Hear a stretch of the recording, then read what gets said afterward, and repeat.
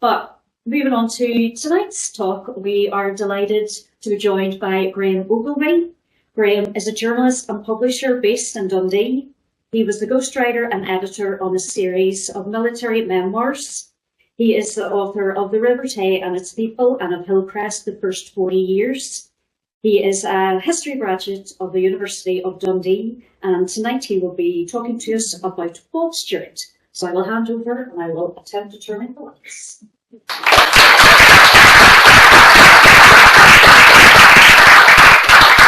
Right, thanks. So, Bob Stewart. Well, first of all, we know a lot more about Bob Stewart now because the MI5 files on Stewart have been opened, and also for a fleeting time there was access to the Moscow archives of the Communist International before Putin went totally berserk. But there was a fleeting moment of openness, and an Irish historian, Maurice Casey, got in there and discovered some stuff about Bob that we'd never known. So a much more complete picture of Bob emerges. So this talk's going to be in three parts, really. The first part is how Dundee moulded Bob and how he grew up here, and the history really of the labour movement in Dundee in a potted way. Then his career in the communist movement and the Communist International, and really all these people were attracted, Bob's generation, to the Communist International. It wasn't a slavish sort of Stalin worshipping thing that they were involved in, and many of the people that Bob Stewart worked with closely would be murdered by Stalin. And I've little doubt if Bob Stewart had resided in Russia, he too would have been murdered by Stalin because of his associates and because all the old Bolsheviks, as it were rubbed out by Stalin. So without further ado, I've just put this first image on. Now, this was taken in 1955. Bob Stewart was a folk hero in Dundee. A folk hero because he was a champion of the unemployed, the poor, the working class, and because he was a totally principled opponent of World War I. Went to jail for that. And World War I was not as popular as we're told, especially not in Dundee, where there was a big anti-conscription movement, and where right after the first election after the war, 2 anti-war people were elected, so that tells you something. But he was so famous in Dundee that when this picture was taken, folk would have been saying, "Who's that boy with Bob Stewart?" Well, here we are, Mao Zedong, a Dundee joiner shaking hands and joking with Mao Zedong. Wasn't the first Chinese communist he met, because in 1927 he was working underground for the Comintern, taking money to the Chinese communists who had been repressed by Chiang Kai-shek after they fell out. So he was, I say, a folk hero. I interviewed a number of years ago an old lady, nearly 100, Tilda Kavanagh, and she was a very devout Catholic, as was her mother, and she remembered Bob Stewart. Twinkle came to her eye, and she also remembered her mother voting for Bob Stewart. So they weren't voting for him because he was a Marxist-Leninist. They were voting for him because he was a champion of the underdog and seen as such in Dundee. A great figure here. So anyway, the next picture is this rather famous picture now, which I put in the Dundee Voyage of Discovery book. I've selected it because it's a great demonstration of poverty in Dundee, and that's the key to understand how Bob Stewart, a sensitive young guy, became so left-wing and political. It was the incredible poverty. These tiny guys, the Germans looking down. This is 1941, they've been shot down over Tentsmuir. But it demonstrates something that when the Boer War was declared in 1901, Bob Stewart was working on the Discovery, and there was no shortage of recruits for the Boer War in Dundee. There never was a shortage of recruits in Dundee because there was no work. So men flocked to the colours, and the wages went to the women. But first of all, you had to pass the medical. And in 1901, 60% of the volunteers in Dundee were rejected. Too wee, too light. And it was such a shock to the military that the Royal Commission on the industrial areas was commissioned to find out, well, we don't even have people we can send to as cannon fodder. So another couple of facts about the poverty. Well, I should say about Bob. He arrived, he was born in 1877, He arrived in Dundee from Easy, where his dad was a farm worker. There was 12 of them. Bob was the 10th. And it was 4 boys, 8 girls. And they exchanged sort of grinding rural poverty, which at least was kind of bonny and fresh air and all that, for the grim industrial poverty of Dundee, which was really quite something even for the time. And in 1831, Lord Cockburn said that Dundee was a sink of moral atrocity. And a century later, Hugh McDermott called it a grim industrial cul-de-sac and a monument to man's inhumanity to man. As we heard, people weren't fit to fight. When Lily Walker came to do her pioneering social survey, an echo of the Roundtree one in London, they were hampered in examining school children. They couldn't give them a medical examination because the kids were sewn into their clothes. The people couldn't afford buttons. And so children were sent to school sewn in to their clothing. Infanticide, covering the bairn, as it was known in Dundee, was far from uncommon. Frequently a blind eye was turned. Sometimes people were prosecuted. Perhaps if they abandoned the baby and it was found, they'd maybe get 60 days or something like that. There was one famous occasion when a woman was sentenced to death, and there was a huge furore, and Queen Victoria subsequently granted her clemency. And in more modern times, in the 20th century, when the hunger marchers came down from Aberdeen, they were walking down Aberdeen, Dundee, through the coalfields onto Glasgow. The hunger marchers from Aberdeen were absolutely horrified at the people in Dundee. They couldn't believe how bad things were here. And in 1922, when Clementine Churchill came up to Dundee to represent her husband, because he had appendicitis and couldn't stand in the election, she wrote back to him and said, "People are starving here." You know, so it was pretty horrendous.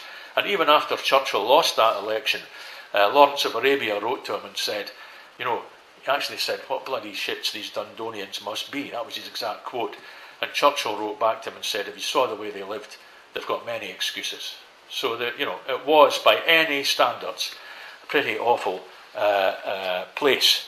So there's a book, Bob, and this was ghostwritten by Dave Bowman, famous railway family in Dundee. Dave Bowman became the president of the NUR, and he was a great communist, and he did this book with Bob, but it stops in mid-1930s, perhaps even earlier, and that's a bit of a mystery. Why does it stop? It's an odd time to stop. I mean, he didn't die till 1971, and it stops then because Bob Stewart didn't quite go underground, but he became involved in clandestine and illegal activities thereafter.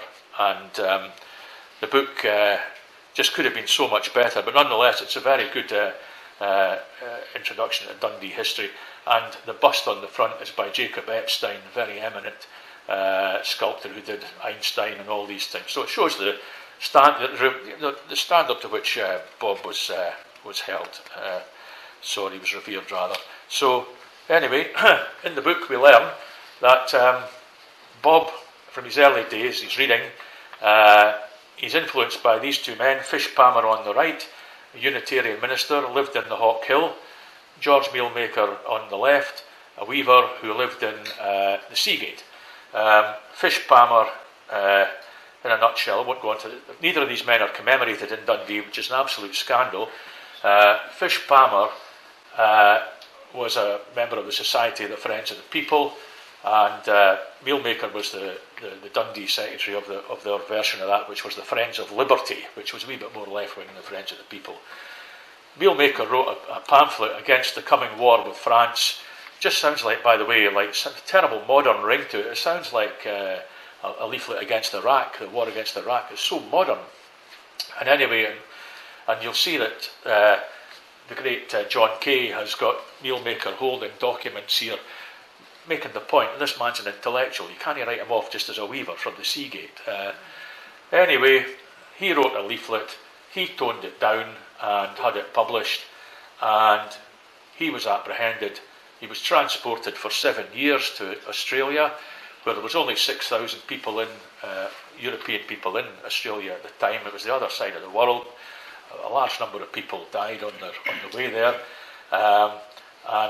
Robert Burns actually was inspired to write Scots Wha Hae by the plight of Palmer and Thomas Muir, the Scots advocate. So he's out the way. He carries on with his activities. Big support around here. Founded the United Scotsmen, and they nail him in 1798, and he gets 14 years transportation. And a young lad from Cooper who gave evidence against him, who refused rather to give evidence against him, he got 7 years. So Stewart seeing this, these are martyrs for basically what we've got now. It was democratic reform they wanted, it's just a vote. So Stewart's influenced by this, and well, after these guys were sent away to Australia, of course there was a lot of repression, and so people channeled their energies into illegal trade unions and combinations. And in fact, in 1820, there was a working in Dundee. The shipyard workers occupied the shipyard in Dundee. That's a long time, but it's 150 years before UCS. And the hecklers, who were the flax dressers, they were very militant. They had a good position in the industrial chain of events, and they dressed the flax. It was a very boring job. Burns tried it; it was awful. And but they used their political power or their economic muscle to have readers appointed to read to them during this boring thing. So they were great politicians, and they heard the newspapers getting read to them, and it gave them a habit of having political opinions, and they would go to meetings and disrupt them, which is how we have heckling in modern language in the United Kingdom. That is a Dundee contribution to our lexicography. So anyway, the next thing that happens is about this time, 1819, George Kinloch, they've got a statue of him, which again Stewart would see, Dundee's first MP, he's outlawed for advocating popular rights. Made a speech on Magdalen Green and had to flee to France. And when he gets back, eventually in 1832, he's elected the radical laird. And but again, it's an example to Stewart that you don't get change without challenging the law, possibly even breaking the law. So 1848 arrives. This is the year of revolutions right across Europe. Tremendous uproar in Europe, right across. Christopher Clark has written a new book, Sir Christopher Clark, as we have to call him, who's a great book on 1848. It's monumental. But the response in Britain to this great upsurge in democratic demand, which saw governments toppled and kings and real changes made right across Europe, was the Chartist movement, who had a series of democratic demands. And Stewart says in his book that he was actually very influenced by Chartist pamphlets, which were still on the go when he was a young lad. And I've just put this poster up because Samuel Kidd of Scotland, he was an advocate actually, and he came from Arbroath. The Chartists were very strong in Dundee, and the movement split between people who believed you should get things through democratic, well, there was no democracy, but through argument, and those who believed in, quotes, physical force, a revolutionary wing. Well, this image of a procession in London gives us a picture, because these men are marching in military formation, and when the Chartists split in Dundee, the majority were for physical force, and they began drilling, and they marched on Forfar, which was a bit of a disaster that petered out about Teeling, and I think the rain came on, and they decided that Forfar was an awfully long way.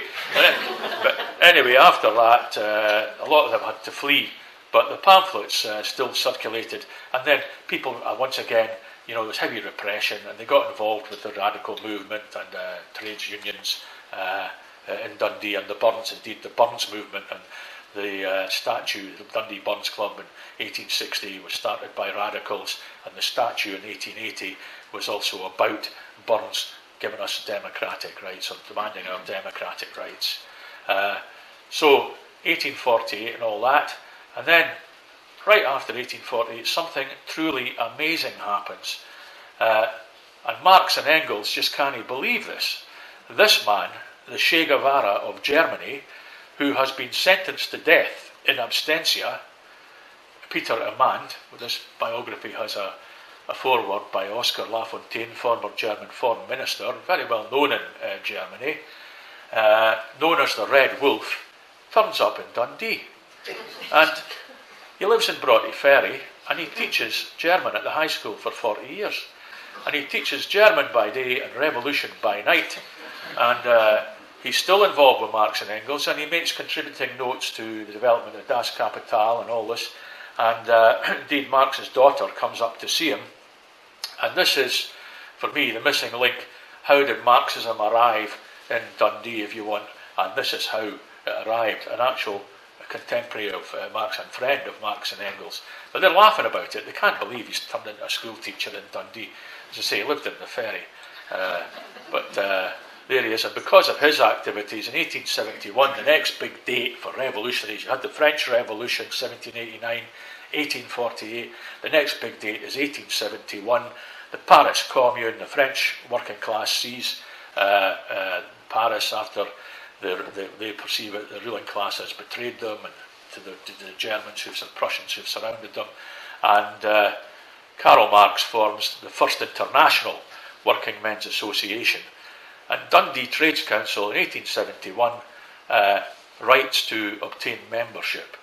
And I think that shows another example of a man and his influence and of his friends. And the letter is in Moscow. I don't know if you've got that, Mike Arnott. You have, yeah. So they're actually, Mike's the secretary of the Trades Council now. So right at the start, you can't say that Marxists just came off a bus from, Liverpool or, whatever. They were here. And they were only ever a determined minority, but as we know, unfortunately, determined minorities can have their way. So things develop in Dundee, and got James Connolly here. Connolly, of course, was the Irish Republican leader who was shot in 1916, propped up in a chair. His execution caused widespread revulsion. He was living in Dundee in 1889. He got married in Perth. He was living in St Mary's Lane, just where the old Rep was, if anybody can remember that. And his brother was living in Dundee. And Connolly said of Dundee that it was the most Irish town in Britain. And the year that he was here in 1889, there was a tremendous, went on for about 4 weeks. Every weekend there was a great rammy in the town involving, you've seen estimates of 30 and 40,000 people. And it was free speech fights by the local Marxists who were banned by the magistrates from speaking. Of course, just give them an opportunity, give them a platform. It was a bit daft on the part of the magistrates. Vast crowds turned out, I think, just to see the excitement, really. And young Bob Stewart, who would have been 12 by this time, would certainly have known of this. And Connolly, at this point, joins a thing called the Socialist League, and he joins it in Dundee.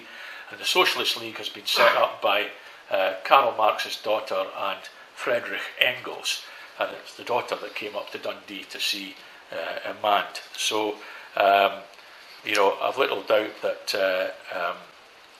there's a direct link back there. So, Dundee was the most rapidly. There was a point in Victorian times when Dundee was the most rapidly industrialised city in Western Europe, when the textiles were booming, and of course drew in population from stricken Ireland, also from the poor Highlands and poor rural Scotland. And the Irish, as we'll see, would later make their political muscle felt when it came to turfing Churchill out in 1922. Churchill, of course, had put in the black and tans to Ireland. Well, the next image, building discovery. So Stewart's employed in this, and he was a shipwright.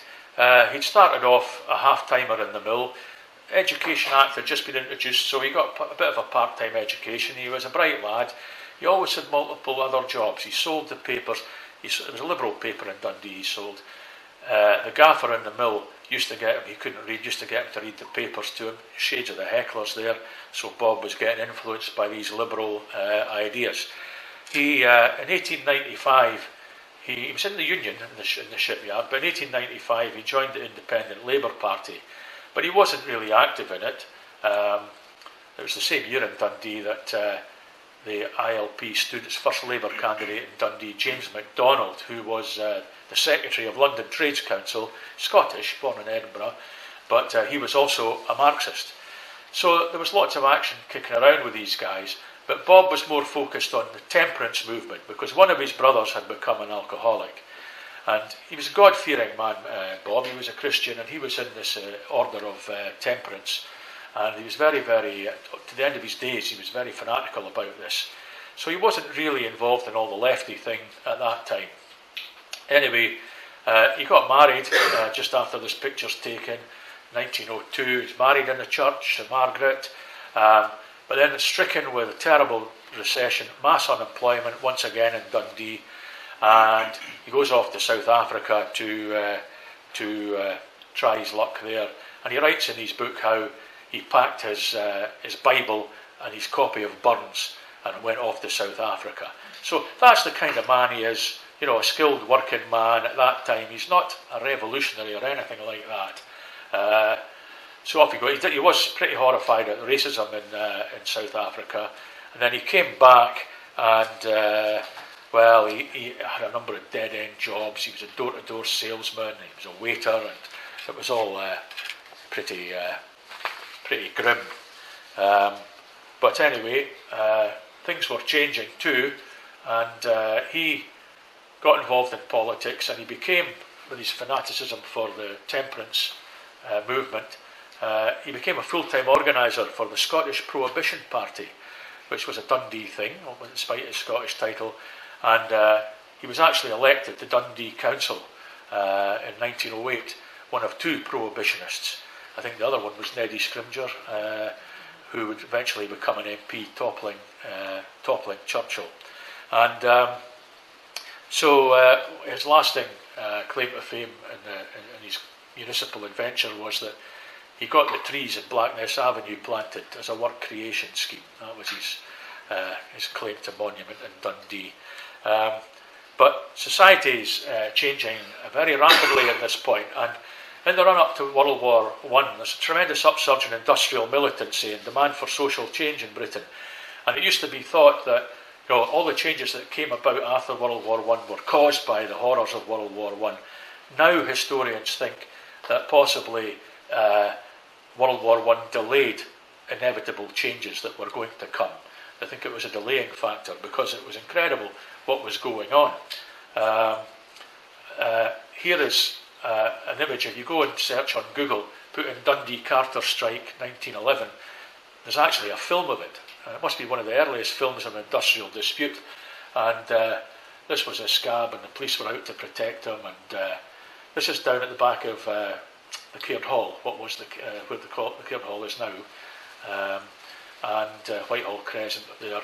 And so this was an amazing thing, because as part of this great upsurge in militancy across the whole of Britain, the Dundee Carters, who were now organised, they were the lowest of the low in the food chain. You know, they never had an organisation. Everybody looked down on them. And as I say, Bob Stewart's dad was a carter, so they were poor people. They lived in Lawrence Street, just over the back here, between here and the Lochee Road. And so the Carters had got organised, and Bob Stewart's brother was one of the organisers of the Carters Union. And later, Bob Stewart would become a full-time official of the Carters Union. So 40,000 mill workers were laid off. There was a lot of trouble in the town. The Black Watch was put in. There was 300 troops put in to restore order. At the same time, around about the same time, incredibly, I always think about these days of, you know, people stiff upper lip and being heavily regimented.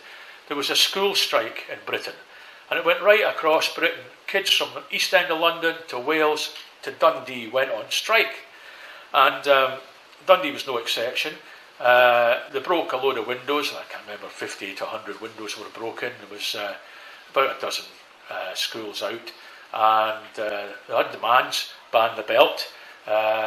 Also, they wanted time off to go to the tatties, and they wanted they didn't want to pay for a rubber pencil. Anyway, this lasted for 2 or 3 days. Then their grannies and that got hold of them and gave them a belt round the lug, and they all went back to school. But it's a symptom of the atmosphere in the country at the time. So again, Stuart's emerged in all this. Anything seems possible. And then, of course, in Dundee, the suffragettes. And Dundee is the absolute hub of the suffragette movement in Scotland. Ethel Moorhead here, I don't know if she's one of these ladies, I suspect she is.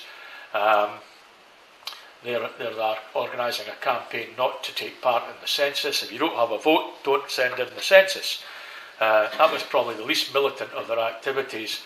They burnt down Farrington Hall, just along the Perth Road, a great big house, did that in 1911, I think. And that was the first arson attack by the suffragettes in Scotland. And then they burnt down the Lookers railway station, and they were actually going to bomb a billiard hall in Dundee, which wouldn't have been very good.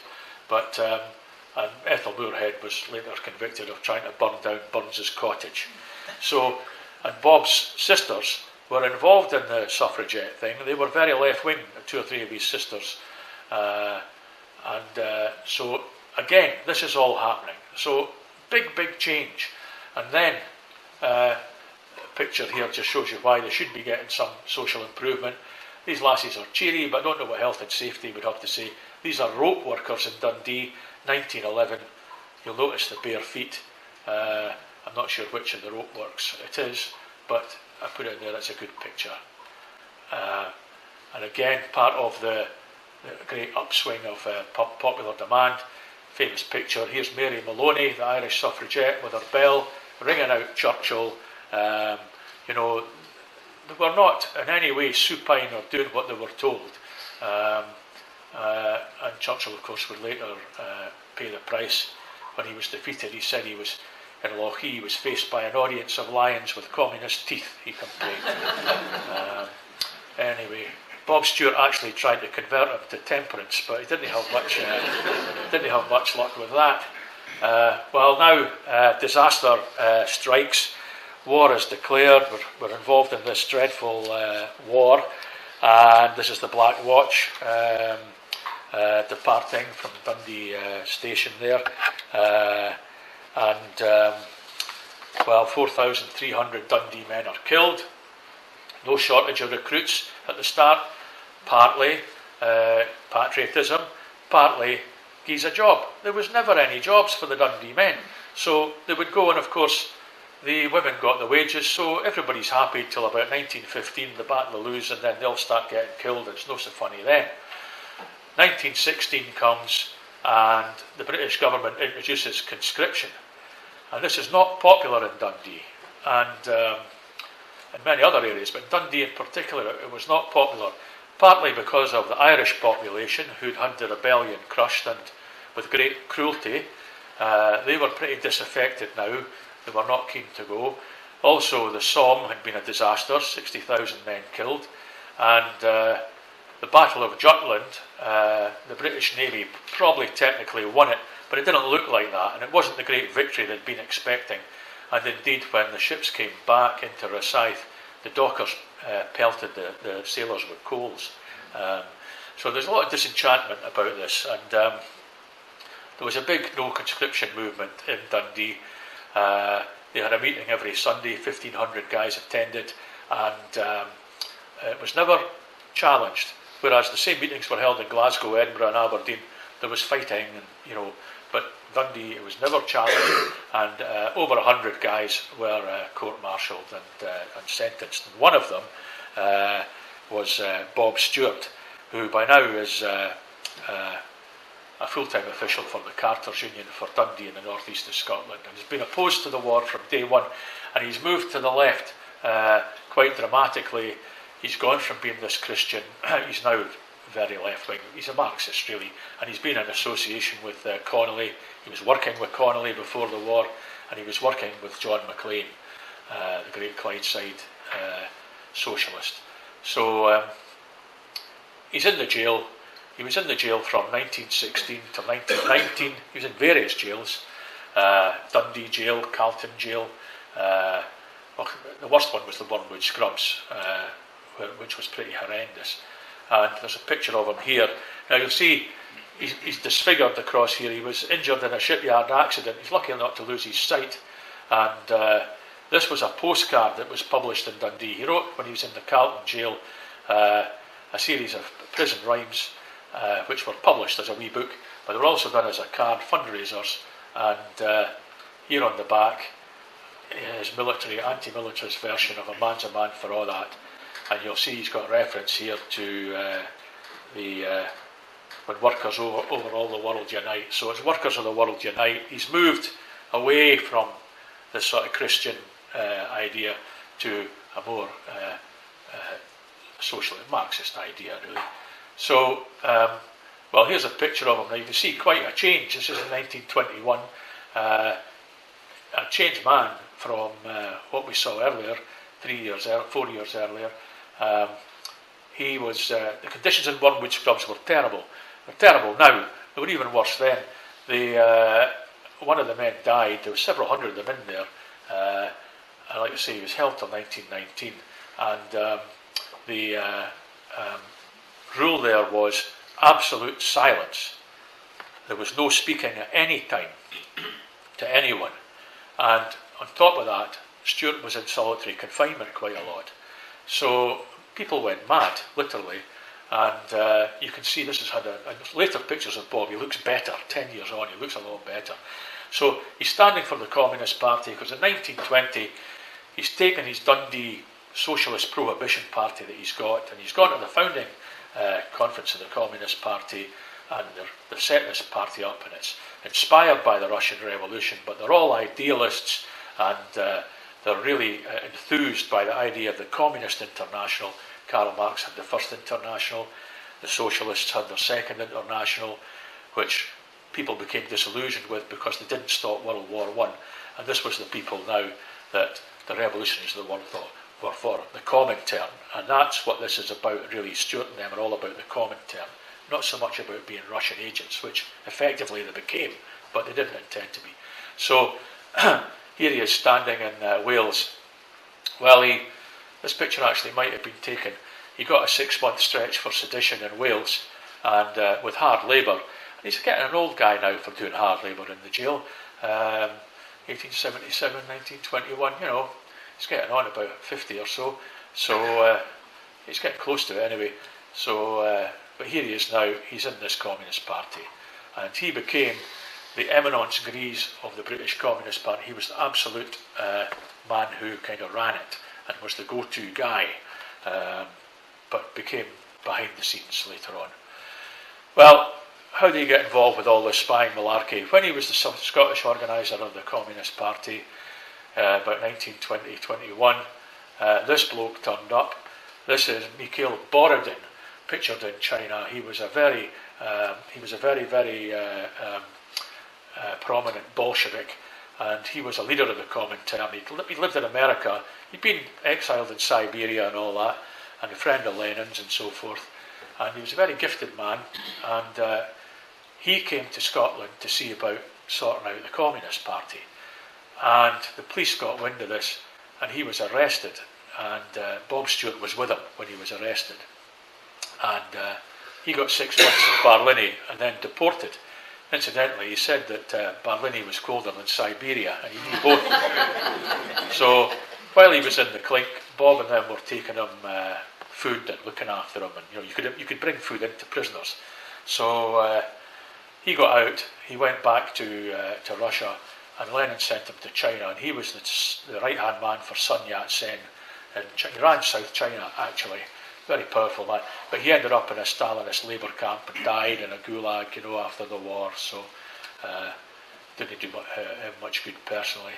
But he persuades Bob Stewart to get involved with the Communist International, and Bob's not really wanting to do it because he's a wee bit too old for all that, you know. And he's a family man as well. And but no, they insist, and so Bob goes for it. So he's off to. And here's John McLean, he ends up in Moscow. John McLean on the Russian postage stamps. he described Bob Stewart as the finest Marxist propagandist in Scotland, and he was the Soviet consul in Scotland before his death. And indeed, they'd had links with the Russians before, because in 1905 the Scottish socialists were smuggling weapons to Russian revolutionaries in very substantial numbers. One of the shipments was 5,000 revolvers, and they were going out through Leith and Markinch, and well, people who knew Connolly and Bob Stewart were involved in that. Bob Stewart wasn't involved in it, but people he knew were involved in that. So they had these links already. And here's the Chuckle brothers here. So Bob Stewart knew Lenin, met Lenin, only fleetingly, but he knew Stalin, and he worked with Stalin. Bob was sent onto the executive committee of the Communist International. There was a whole lot of Scots, or a disproportionate number of Scots sent to that, and this gave rise to the belief in Russia that the British Communist Party were Scotsmen and Jews, and they believed it forever. And in some ways I think it wasn't far wrong. Well, Bob was on this commission of the Communist International, and they were studying for 3 or 4 weeks why the German Revolution in 1920 had failed. And every night he had to meet Stalin personally and give his opinions. So he met him every night for about 3 or 4 weeks. And so he's getting in with the top lads here, and he knew all the other people, Zinoviev, Bukharin. He was very friendly with another revolutionary called Radek, very friendly with him and admired him. Well, they all ended up getting shot. So a lot of Bob's pals fell victim to Stalinist repression. And this is a picture taken in Russia while Bob's out there. So on the left is Harry Pollitt, who became the communist leader, Bob, then Rose Cohen, and then Bob's wife, and Nan, the young daughter, who we'll hear more of later. Harry Pollitt was in love with Rose Cohen, asked her 14 or 15 times to marry, but she wouldn't have anything to do with him, which turned out to be a very great pity for her. And anyway, here they are in the new great hope of humanity. They're in Russia, and this is an important picture, but it's only recently come to light. So here they are in Russia still. Bob attended the International Lenin School in Russia, which was, economic theory, political practice and all that, but also it was a school for spies and underground tactics and how to be clandestine. So we've got Bob on the right here, the figure with the big moustache, the stout lad at the back. That's Tom Mann, the famous Dockers leader, who was a leading figure in the British Communist Party and a sort of hero of the working class. You'll see Margaret Stewart down at the front. And here's Rose Cohen sitting, not looking very happy, and behind her is the man that she did marry. Now, this man was known as A.J. Bennett when he was in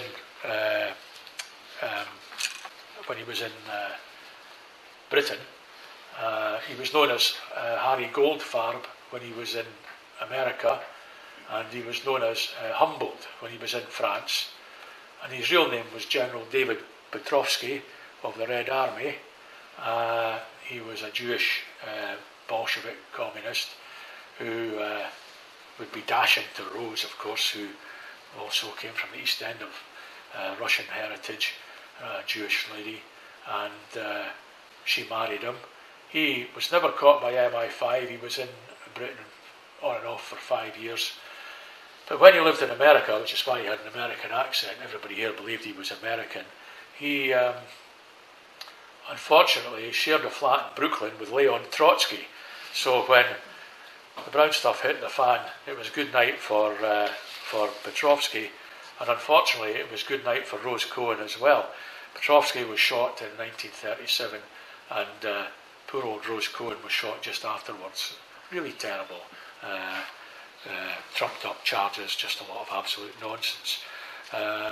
So our next picture, I'm rattling through these.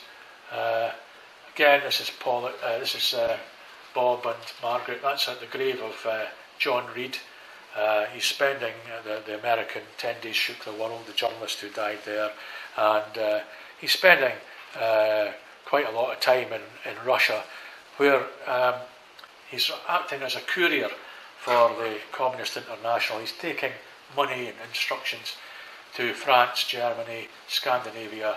He's really busy, and a lot of this comes out of the MI5 files. So he's up to all kinds of things there.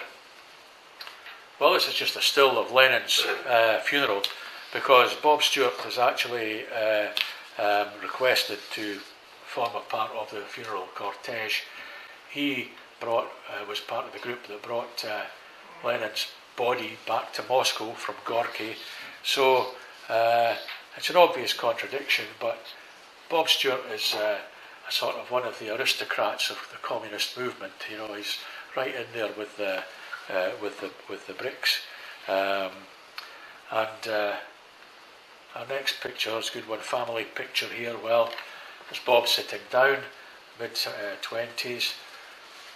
Son Bob, youngest son, he was a printer with DC Thompson's, victimised in the general strike, and he would end up, he went to work in London in 1927 in the Daily Chronicle. He was a printer, and he went to work in, he worked for the Daily Worker and all that, but he also went to the Lenin School in Moscow in 1938. He was there at the same time as Nan, the daughter who's growing up, is living there in Moscow with her young baby and her new husband, who we'll see shortly. And then his other son, Bill, dashing Bill here on the left. He was the Soviet ambassador's driver and contact man, a sort of minder, if you like. And he was employed by various Soviet businesses. And here he is here in the middle with that funny cap on. And you see the avant-garde here. You know, they're going to change the world. They've got these pictures set this way. And really, it's the dawn of humanity. A lot of these people would die, of course, either in the war or in the Stalinist repression. And he was on the hunger march from Dundee to London, and a bit of a lad. And this is Bob in 1927 in Trafalgar Square. It's a still from a Pathy newsreel. Save Sacco and Vanzetti, who subsequently were commuted. Their sentence was they were posthumously reprieved, as it were. That's not the right word, but anyway. And that's a very good image of him. He doesn't look very happy there, but that's him in Trafalgar Square. And I'll just use this rather than all the hunger strike pictures. 20s and 30s, pretty bad place in Dundee. Hunger marches, riots, and here's the women, long oppressed, demanding the rents be cut. So this was the background against which he was operating. And here's the last real public presentation of Bob in Dundee as a campaigning role. He's standing for election, and he's about to be, he's in the jail, and he's going to get 10,500 votes. So he was a folk hero. So Bob stops being a sort of frontline communist campaigner, goes underground, and he immediately takes up with this woman, Edith Tudor Hart, whose real name is Edith Shushinsky, an Austrian Jew and an officer in the Soviet Secret Service. So anyway, here's Edith Tudor Hart, very famous photographer. She's a brilliant photographer. I was saying her father was the foremost left-wing publisher in Vienna, but he was, when the fascists took over, Dollfuss took over, he killed himself. She'd escaped by that time. She married Alex Tudor Hart, who was a communist doctor who became an international brigadier and was quite famous in the development of the National Health Service in Great Britain.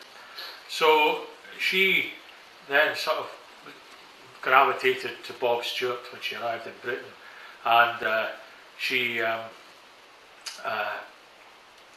adored him and looked on him as a father figure, and she used to sign her letters to him with love and admiration.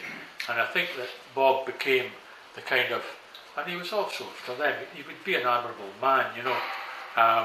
He'd been to jail, you know, for peace. He'd been to jail for sedition, just like his heroes from the French Revolutionary time. So Edith has a great friend, Litzy Friedman, whom she sort of persuades to marry and come to Britain, marry a British guy. This is the way to do it. She's also a communist in Vienna, another Jewish lady, and quite glamorous there.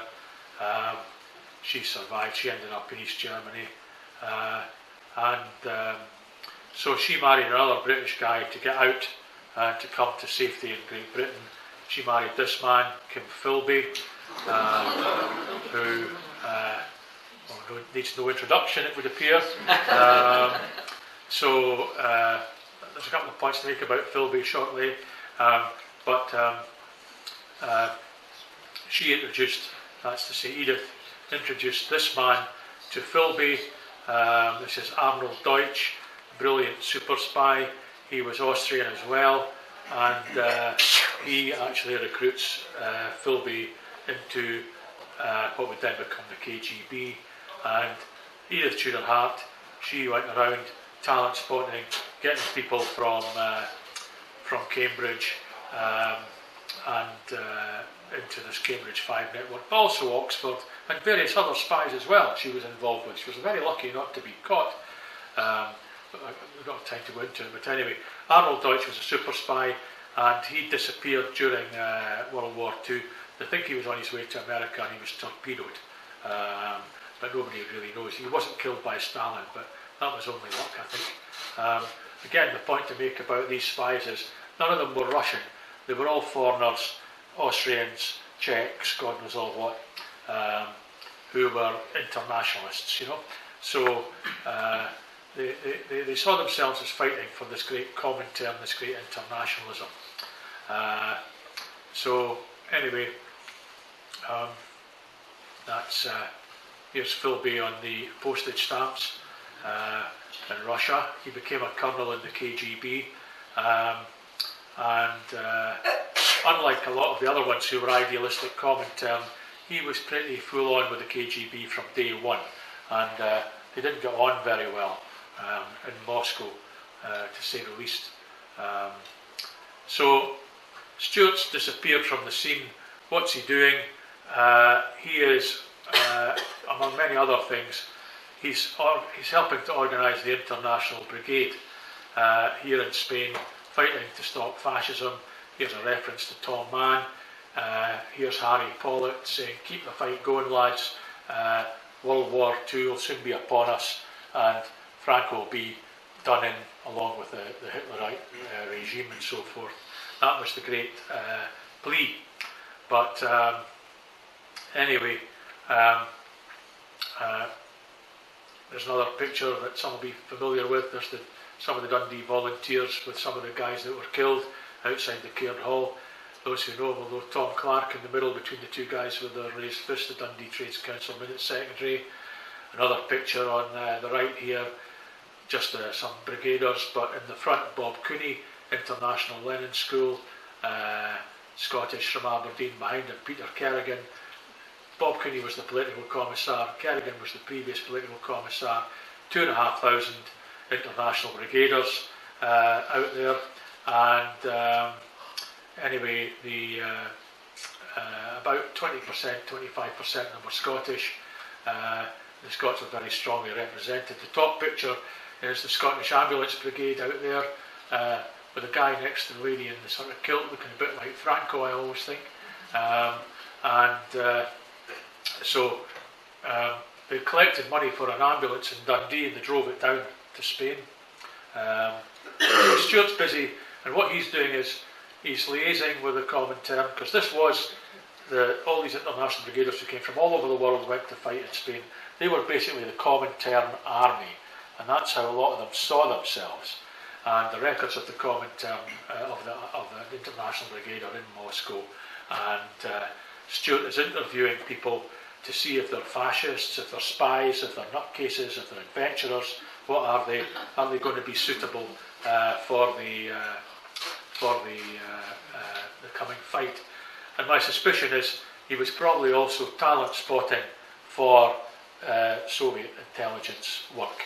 He'd already recruited a cipher clerk from England in the 1920s, the Russian intelligence, an English guy, and if he wasn't recruiting them outright, I'm quite sure he'd be asked if they were okay. You know, he would be the man that would give the nod. And well, rather dramatic pictures here. Here's two of the people he almost certainly would have interviewed. On the left, Alexander Foote, rather dramatic. His father was Scottish. On the right, Len Burton. And Bob Stewart goes to Spain in 1938. MI5 has him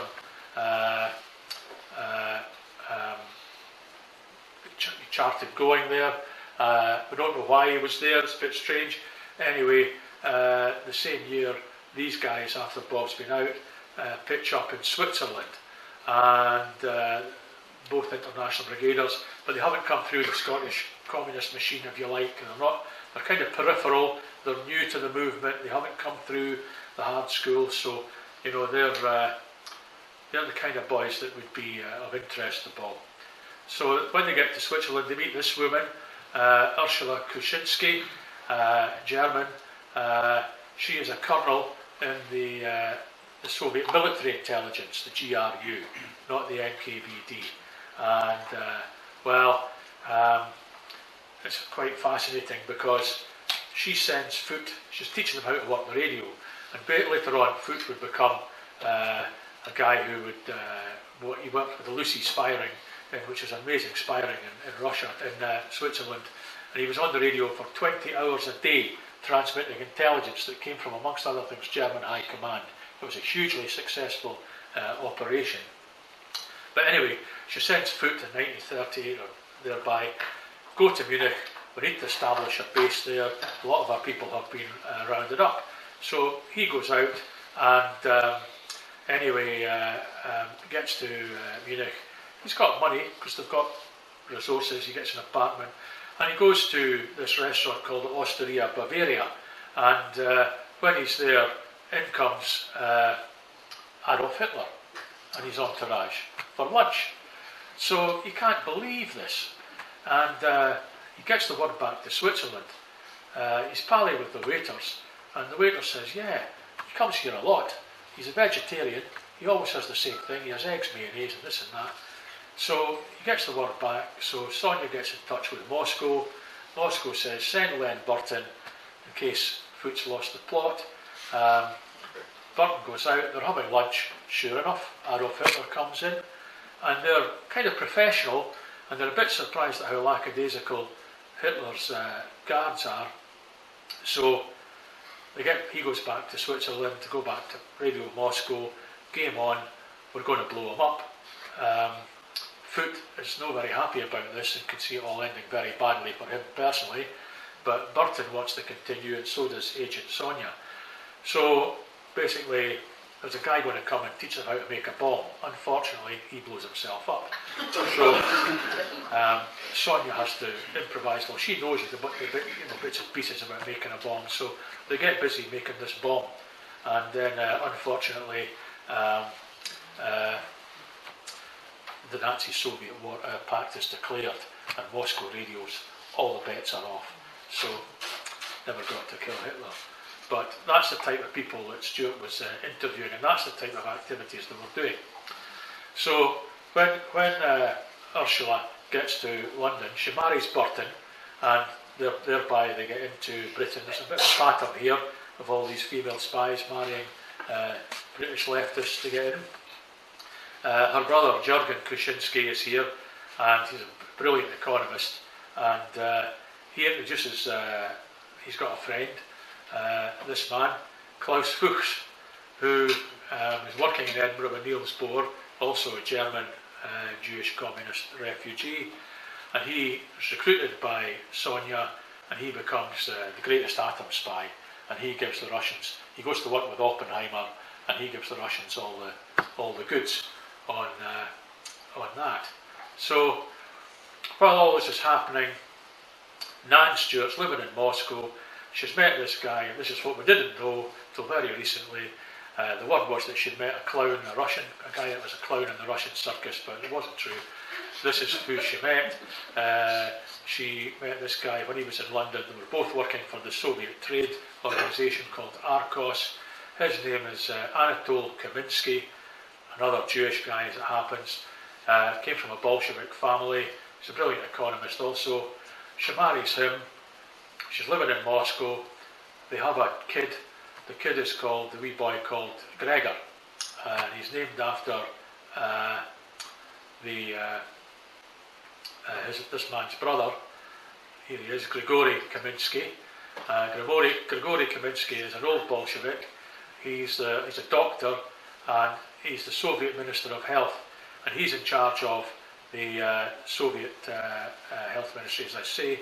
But when the purges get going, and it just becomes insane, there's a big meeting, and he rather unwisely stands up, and Stalin's at the meeting, and he says, look, there's a lot of innocent people getting killed here, and being devoured by this machine, and they're perfectly innocent. And Stalin very threateningly says, they're not innocent, they're enemies of the people, and you're a bird of the same feather. Well, that's the end of Kaminsky.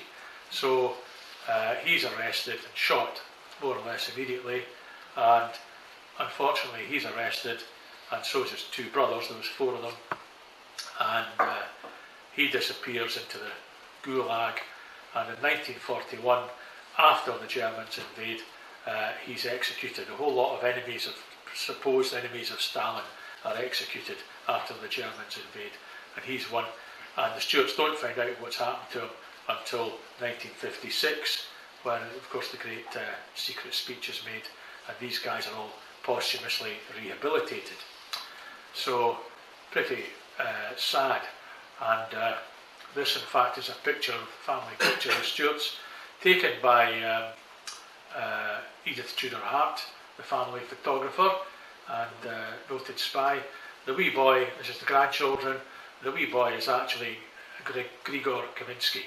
That's the son of he died about 1980s.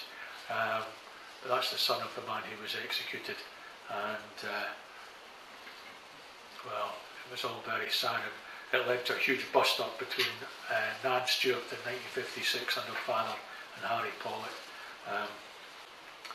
And, well, again, while all that's going on, there's another victim of the purges. This man, Theodore Malley, is the London resident of the NKVD. He's Romanian.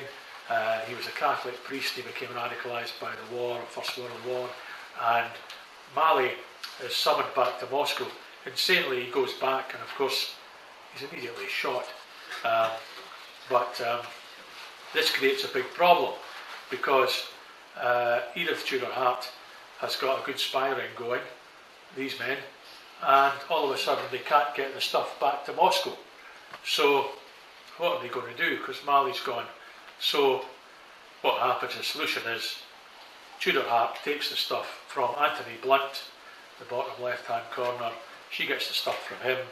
She takes it to Bob Stewart, and Bob Stewart gets it back to Moscow with astonishing efficiency, by radio and by other means. And Stewart,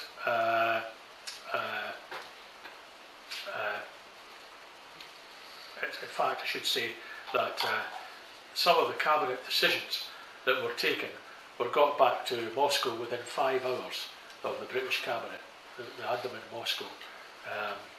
So from the top, Donald Maclean, of Scottish origin, he always believed himself to be a British communist. He wasn't a KGB man or anything like that. That was his belief. He was a Comintern man. Burgess, kind of the same. I knew somebody that knew both of them, knew Donald Maclean very well. They had no time for Philby. Philby had no time for them. Anthony Blunt in the early 1940s, he's saying, I'm working for the Comintern. He doesn't think he's working for Russia, but of course Stalin had no time for these international idealists and would gradually get rid of them, and he wound up the Comintern in 1943. John Cairncross, to me one of the greatest of these spies, Scots guy, humble origin, top of the class at Cambridge, absolutely brilliant, and another picture of him here as a young man, and his achievement was the British had cracked the Enigma codes, but they didn't want the Russians to know, so he managed to purloin a lot of this material, and it was a vast amount of material he got, and amongst it was all the German placements for the Battle of Kursk. And everybody thinks that Stalingrad was the great battle, and it was politically and morally, but really the Battle of Kursk was the decisive battle of the war. He gave them the emplacements, and the Red Army, the Red Air Force went out and smashed a lot of the Nazi Air Force Luftwaffe on the ground, and also a lot of the tank placements. It was absolutely vital, and this was got out through the spying that Bob was running, and Cairncross, never prosecuted, lived in France latterly, and but incredibly, the Russians were always very careful to make sure the information was good, and they had another source for the same material, quite incredibly, and it was this man, Major James McGibbon. Now, McGibbon was also Scottish. He went to Fetters, came from a well-to-do family in the west of Scotland, and he was didn't work for the NKVD like Bob. Bob didn't know about him. He worked for the military GRU, Soviet military intelligence, and he got them the same stuff about Kursk. So they had this brilliant information, and they were able to say it is right. We've got it from two sources, and they acted upon it. He was never prosecuted. Inadvertently, Bob gave him away, actually, and it's one of the few instances of where Bob was tape recorded by MI5, and he's listening to somebody describing how this guy McGibbon had been an agent, and the Russians are proposing to give him money, and what does just keep Bob in the picture here, and Bob says, oh, it's not normally done like that, you know, and that was when MI5 first kind of knew that McGibbon was a spy, but he was never prosecuted either. 1952, here's Bob Stewart's 75th birthday. Just to flag it up there, because it gives you an idea, he still was kind of well thought of in Dundee. His birthday's in the Cairn Hall. It's not the Marriott Hall, it's actually the Cairn Hall.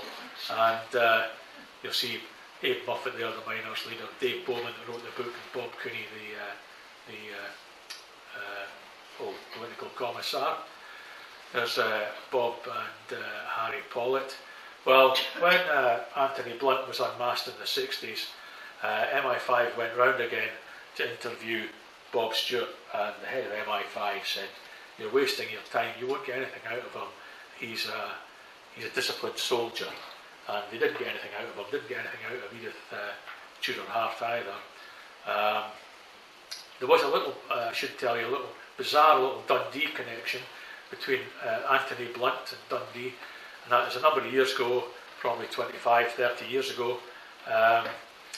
I got a call from one of the London papers, could I go down to Ogilvy Road just off Broughty Ferry. There was a gentleman there, a retired naval commander, who had committed suicide actually, put his head off the railway line, and could I ask the neighbours what was he like, find anything I could out about him. And I said, well, what's the bloody story with this guy, why are we doing this? And they said, oh well, he's Anthony Blunt's boyfriend. So what the connection was with Dundee, I have no knowledge, because none of the neighbours knew much about him. He just kept himself to himself. But after Blunt died, he'd come up and he bought one of those new flats down in Ogilvy Road. It was most bizarre, really. So anyway, here's the final picture of old Bob. Died in 1971, aged 97, I think, something like that, 94, 97, can't recall. And he lived in a nursing home in North London, which was paid for by the Russian Communist Party. And, but I think he was a reluctant spy, and he was against the Nazi-Soviet pact. And but once the war got going, I think he saw that they had to defeat Hitler. That was what kept him in the ambit of the Russians, if you like, because they were beginning to become aware of what the Stalinist regime was like, because too many of his friends had been killed, So, but an amazing trajectory from a Dundee laddie selling newspapers to meeting Stalin and Mao and all these guys. So, there it is. Any questions?